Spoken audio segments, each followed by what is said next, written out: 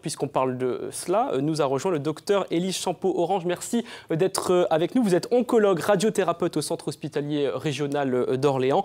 Et pour la 24e année consécutive en France, la campagne de lutte contre le cancer du sein est organisée par l'association Le Cancer du sein, parlons-en, puisque une femme sur 8 risque de développer un cancer du sein. Chaque année, le dépistage précoce permet de sauver des milliers de vies. Est-ce que justement ces campagnes suffisent-elles pour chaque femme à tout simplement réduire, on va dire, le cancer du sein, puisque plus il est dépisté tôt, plus on a de chances de guérir? Les campagnes nécessitent d'être poursuivies puisque seulement 50 à 52% des patientes adhèrent à cette campagne d'Octobre Rose, d'où l'intérêt d'encore multiplier nos démarches. C'est très important de faire ce dépistage puisque plus la tumeur est dépistée précocement, meilleurs seront les résultats. À quel âge ?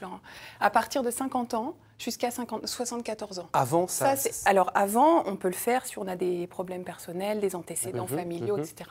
Mais la campagne de dépistage s'adresse aux patientes de 50 à 74 ans, une mammographie tous les 2 ans, et c'est la population cible quand même qu'on devrait obtenir un taux aux alentours de 70% de participation. Alors pourquoi justement les 49 autres pourcents n'y vont pas en fait? Quelles sont leurs craintes? C'est vrai que le stress, c'est de se dire je vais bien et puis je vais passer une mammographie et peut-être que tout va s'écrouler parce que tout n'ira pas bien. Voilà. Faire un programme de dépistage, c'est je dire je vais très bien, je vais passer un examen et puis je vais peut-être revenir avec un diagnostic alors que je n'avais rien. Mais c'est une chance de pouvoir découvrir une toute petite tumeur, qui vraiment, les traitements seront moins forts et les chances de guérison sont nettement plus importantes. Et quelle est la moyenne d'âge pour celles et ceux en fait, qui sont touchés par un cancer du sein? Donc c'est vraiment entre 50 et 74 ans, la moyenne c'est aux alentours de 63 ans, voilà. Mais sinon c'est vraiment cette population qui est cible. Donc, mais ça ne veut pas dire qu'on ne peut pas avoir de cancer du sein avant ni après. Et quel est le risque héréditaire en pourcentage, vous le savez ou pas ça? Alors on le connaît, il y a entre 5 et 10% de cancer du sein liés génétiquement. D'accord.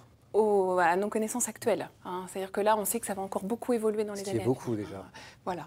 Et souvent, la crainte d'une ablation mammaire est évoquée pour celles qui voilà, ont peur de ce cancer du sein. Est-ce que c'est systématique justement? Est-ce qu'on Là, il y a une grosse idée reçue. C'est vrai que cancer du sein ne doit pas être associé à ablation. Dans 75% des cas, on arrive à préserver la glande mammaire. Donc, esthétiquement, vraiment... Et justement, le dépistage permettant de découvrir les tumeurs petites, on peut garder la glande mammaire, donc éviter cette ablation qui reste traumatisant pour la femme.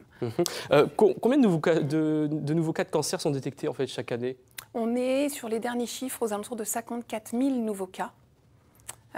Et sur les 54 000, est-ce que le pourcentage de décès reste important? Alors, on est toujours, en termes de taux de décès, on est à un plateau aux alentours de 11 900 11 900 cas de décès par an. Donc c'est vrai que le nombre de cancers du sein augmente. Le taux de décès est toujours à peu près le même, descend un petit peu. Mais il augmente parce qu'on dépiste plus de cancers, en fait. Donc comme on les dépiste plus, on en guérit plus. Voilà, il y a toujours un petit plateau. Est-ce qu'on sait d'où ça peut venir ce cancer du sein? On a peu d'explications. On a la voie génétique, certes, c'est probablement une des causes, mais il y a encore beaucoup de facteurs. C'est plein de petits facteurs cumulés, mais on n'a pas la grosse cause connue. Et comment on le soigne concrètement, en fait, ce cancer du sein? Alors, il va associer très souvent de la chirurgie, donc partielle ou totale, plus ou moins de la chimiothérapie. Ce qui effraie aussi les patients qui sont et c'est vrai que c'est de se dire, on rentre dans un cercle un peu difficile quand même à admettre, avec une chimiothérapie qui fait chuter les cheveux, tous les effets secondaires qu'on connaît. Total. Voilà, donc c'est vrai qu'il y a une transformation de la femme aussi, c'est difficile.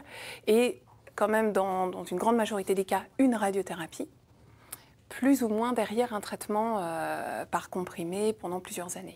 Donc c'est vrai que c'est quand même un programme long, mais qui permet une guérison dans la plupart des cas quand même. Alors justement, puisque vous parlez de transformation du corps, est-ce qu'il y a des soins d'accompagnement, notamment psychologiques, qui sont prévus? Sont proposés. Alors c'est vrai que ça c'est assez récent quand même. Depuis, on va dire, 5-7 ans, on accompagne les patientes avec ce qu'on appelle des soins de support, qui vont partir du soutien psychologique psychologique, nutritionnel, la socio-esthéticienne, l'assistante sociale. Tous ces soins sont offerts à la patiente pour lui permettre d'essayer de supporter, entre guillemets, mieux les traitements. Et on sait que plus on est suivi, mieux on va pouvoir être compliant au traitement et ça va aboutir quand même à des meilleurs résultats. Ça se traduit comment concrètement, ces soins au quotidien? Donc vous avez des différents rendez-vous qui sont soit sur le site de l'hôpital, soit dans des structures annexes, mais vraiment un accompagnement qu'on propose dès le départ à tous les patients. Tous les patients peuvent accéder à ça, y compris maintenant des programmes d'éducation sportive. Donc ça, c'est un peu nouveau. Mais concrètement, aussi. quels sont les soins en fait pour une patiente qui est atteinte d'un elle va cancer avoir du sein? de la socio-esthétique. Donc ça veut dire du maquillage, par exemple, comment masquer, finalement, camoufler, voilà, le fait de ne plus avoir de cheveux, de ne plus avoir, voilà.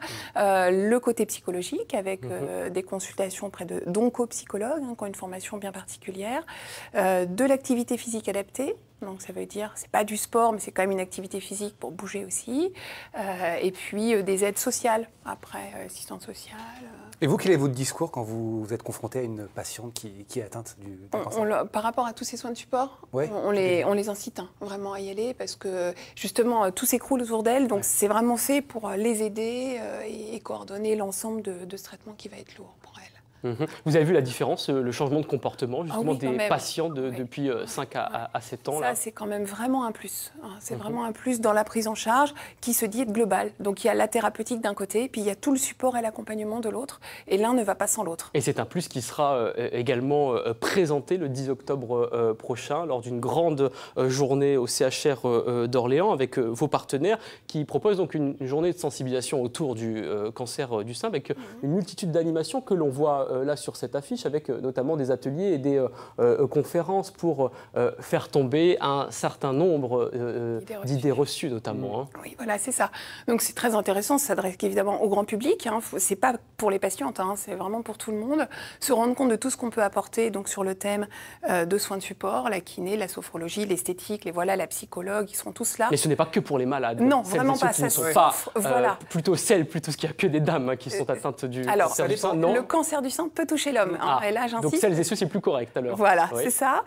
Mais ça s'adresse effectivement à tout le public qui voudrait voir un petit peu ce qu'on peut proposer. Mais quelle est la portion d'hommes alors? Puisque ça, c'est vrai que c'est un élément déterminant quand on pense au cancer du sein. Puis tout à l'heure, j'emploie le féminin, mais en fait, il faut dire les deux. Mais quelle est la proportion? Moins de 5%. Moins de 5% des hommes. Mais quand même. Mais ça veut dire qu'en fait, en tant qu'homme, Charlie et moi, par exemple, vous pouvez avoir un cancer du sein. On peut avoir un cancer du sein, mais il faut se faire dépister après 50 ans. Avant, ça n'est pas nécessaire. Alors, c'est surtout, vous n'aurez pas un dépistage, la glande mammaire de l'homme est quand même plus petite que celle de la femme, donc vous le sentez.